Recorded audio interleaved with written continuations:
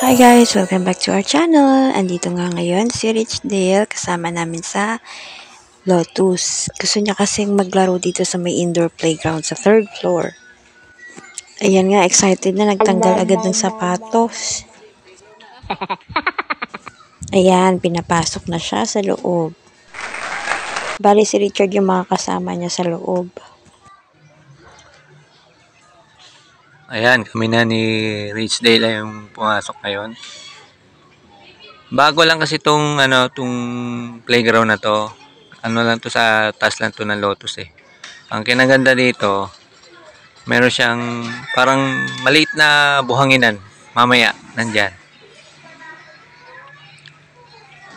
Yan kasi yung masayang niya eh. Araw niya sa paglalaro ng bola-bola na yan. Akit na Rich Dale, dali. Punta mo na yung Big Lego. Dali, punta mo na yung Big Lego.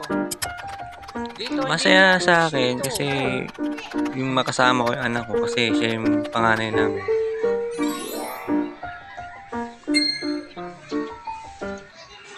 Bagay na rin yung pampalipas oras din niya sa buong maghapon. Kasi para malaman din niya yung mga nasa paligid niya. Pangit kasi yung yung nasa bahay lang, ganun. Dahil inabot din kasi siya ng pandemic kaya kailangan niya ng mga ganyan mga laruan, mga ganyan libangan na dapat samahan ng magulang kahit na busy sa trabaho. Yun, kailangan din maglaan ng oras, lalo na syempre sa isang tatay na kagaya ko.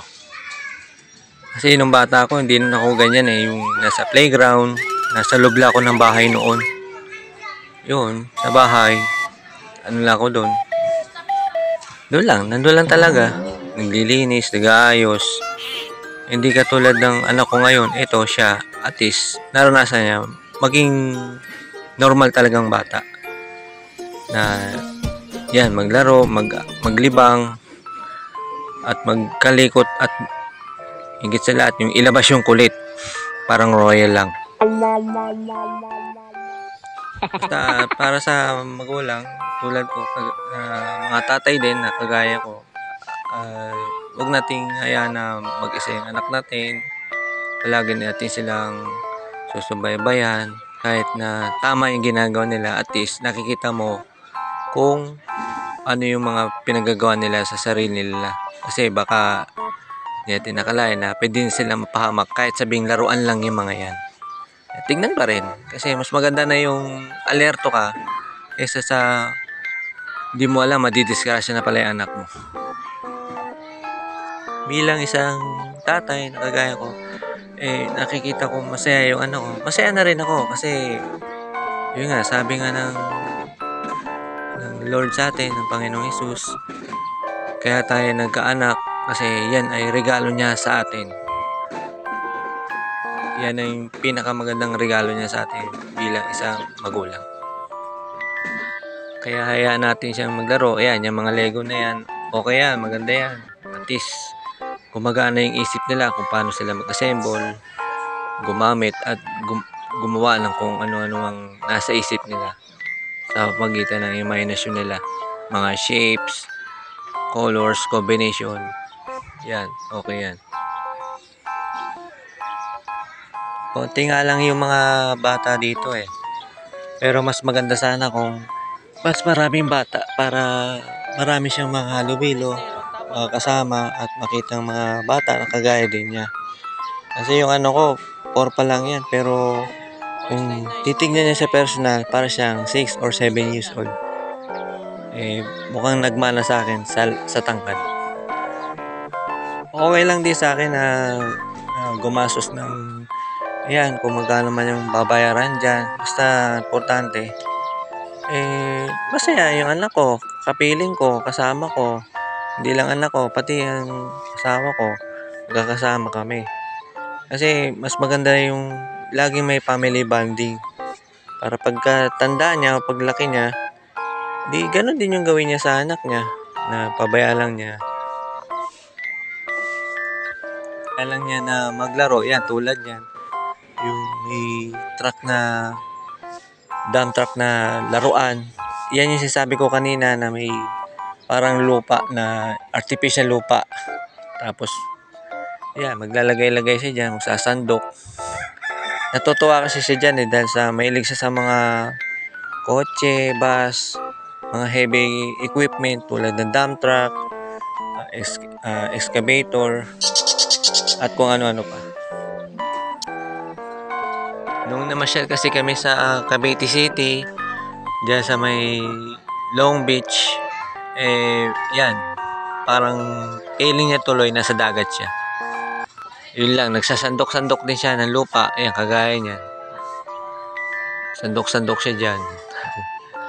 Nakakatawa kasi para sa akin, kahit na simple lang ginagawa niya, natutuwa na rin ako kasi bilang isang magulang, masaya na ako para sa kanya. Nawiwili siya sa mga ganyan. Pero yun nga lang, pag mag-uwi yan, ayaw na siyang umalis. Ayaw niya umalis. Naku po. Ang hirap niya patayuin kasi gusto niya, dyan lang kami. Siyempre, magsasara rin yung mall. Okay lang sana kung nasa dagat kami o yung walang oras ba, yung want to sawa. Kasi itong anak ko, gusto niya, want to sawa maglaro, magplay, yung ganyan. Lalo na yung mga sandok-sandok na ganyan. Yun kasi mahirap sa kanya. Pero, yun lang. Nagsasara yung mall. Pag may mga panahon kayo sa anak nyo, yan, hayaan nyo lang sila maglaro o ipasyal nyo. Kasi ako, naglalaan lang din naman ako ng budget para sa, sa ganyan, playground. Kasi may playground na, yan, tulad nito, may babayaran o kaya yung talagang pasyal o kaya ligo sa dagat o ligo sa beach. Paglaan nyo lang kasi para mas maganda yung may mga alaala siya o memories na pagkabata niya, dadalhin niya pagtanda. Kasi mas maganda na yung marami siyang alaala kasama kayo na magulang. Para pagtanda rin niya, pag nagkaanak din siya, pagdating ng panahon, syempre lahat naman tatanda, kahit naman bata. Gawin niya rin sa magiging anak niya. Mas maganda yung gano'n, at least may kikwento niya sa anak niya o sa apo nyo na ito, si papa, si mama, si daddy, si mami, mabait si mami, gano'n. Mas maganda na yung gano'n kaysa naman sa hindi maganda yung pagpapalaki. Mas maganda na yung lagi siyang masaya, laging nakangiti, laging excited, at syempre higit sa lahat yung alaala niyang masaya na ito, pumasyal sa ganito para pamilyar din siya, hindi lang ibang bata na makakasama niya, kundi syempre bilang tayong magulang, nandun din tayo, masaya na rin tayo sa kanya, para sa kanya. Ayan na guys, ayan na, pinupuno niya na yung truck kasi nanonood kasi siya ng mga truck, lahat ng may kasing gulong, kahit eroplano. Pero madalas yan, mga ganyan. Mga truck, mga heavy equipment. Nakikita niya na yung excavator, nilalagyan ng lupa yung dump truck. Ayan, ganyan din ginagawa niya. Natutuwa siya doon. Pero mamaya, yun lang, pahirapan ng pag-alis o pag-uwi. Kasi itong mall na to, may oras kasi, hanggang 8 o'clock lang. Dumating kami dito, mag-alas 7 na. Siyempre yung oras pa, dadagdag, di alas 7 pasado na. Di mag-alas 8 na rin yun, pag alis na kami.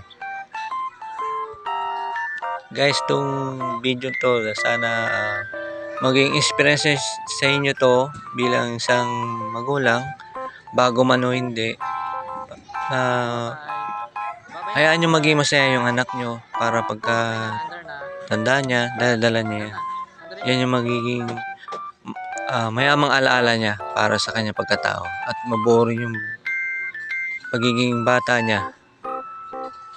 Kasi pangit naman sa bata yung puro lang lungkot or hinagpis yung maranasan niya. Maganda yung lagi siya masaya. Siyempre, kahit na ganyan yung anak mo, ipagdadasal mo rin na pagtanda niya, makasama niya yung anak niya, pagdating ng panahon, masaya rin sila, kagaya ng ginagawa mo. At siyempre, pag-pray mo rin na wala siyang sakit. Dapat kasi sa atin magmumula yung good manners eh. Kahit na sabi natin matigas ulo nila, makulit sila, eh syempre natural lang din yun. Na pagsasabihan natin o minsan napapalo natin, eh mas maganda pa rin yung may disiplina, mas maganda pa rin. Oh guys, mamaya pahirapan na to kasi magsasara na yung mall. Maya-maya lang konti. Eh, mahirap. Sigurado ito na. Sasakit na yung ulo ko mamaya. Hindi lang ako, pati yung asawa ko. Salamat sa guys sa panonood nyo sa aming YouTube channel. Sana nakapagbigay kami ng konting kasiyahan or konting libangan para sa araw na ito. Maraming salamat po.